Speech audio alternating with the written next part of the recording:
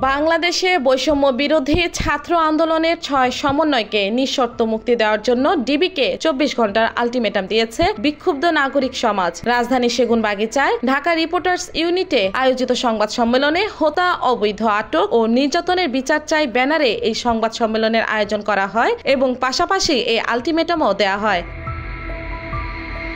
এই সংবাদ সম্মেলনে টিআইবি নির্বাহী পরিচালক ডক্টর ইফতেখারুজ্জামান বলেন, ডিবি কর্তৃপক্ষকে ২৪ ঘন্টা সময় দেওয়া হচ্ছে বৈষম্য বিরোধী ছাত্র আন্দোলনের সমন্বয়কদের নিঃশর্ত মুক্তি দেওয়ার জন্য এবং ২৪ ঘন্টার মধ্যে নিঃশর্ত মুক্তি না দেওয়া হলে মানববন্ধন সহ অন্যান্য প্রতিবাদ কর্মসূচি পালন করা হবে ডিবি অফিসের সামনে। ডিবি কর্তৃপক্ষকে ২৪ ঘন্টা সময় দিচ্ছি।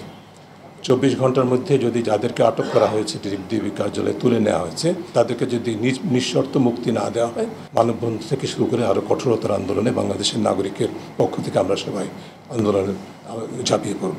তিনি আরও বলেন, ডিবি কার্যালয়ে যাওয়ার কথা ছিল, সেই কর্মসূচি স্থগিত করে সভা থেকে এই আলটিমেটাম দেয়া হলো। আয়োজিত অনুষ্ঠানে ডিবি প্রতিনিধি উপস্থিত থাকতে পারেন এমন ধারণা থেকে তিনি বলেন, ডিবি প্রতিনিধি যারা আছেন আপনারা আপনাদের অফিসকে আমাদের এই বক্তব্য জানাবেন। এবং সরাসরি এখানে ডিবি কার্যালয়ের প্রতিনিধিরাও আছেন, সম্ভবত তাদেরকেও বলছি এটা আপনার কর্তৃপক্ষকে জানিয়ে দেন।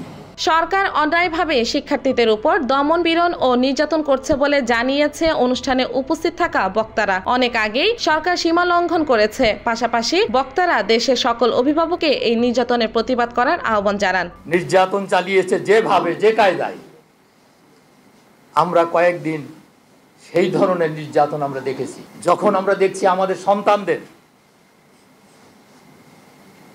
নির্বিচারে হত্যা করা হচ্ছে। এছাড়াও বিক্ষুব্ধ নাগরিক সমাজের পক্ষ থেকে ১১ দফা দাবি তুলে ধরা হয় এই সংবাদ সম্মেলনে। আইন শৃঙ্খলা রক্ষাকারী বাহিনীর অস্ত্র ব্যবহার ও বল প্রয়োগের ঘটনা ও প্রতিটি হতাহতের ঘটনা জাতিসংঘের তত্ত্বাবধানে তদন্তের দাবি জানান তারা। New York, Bangla life news.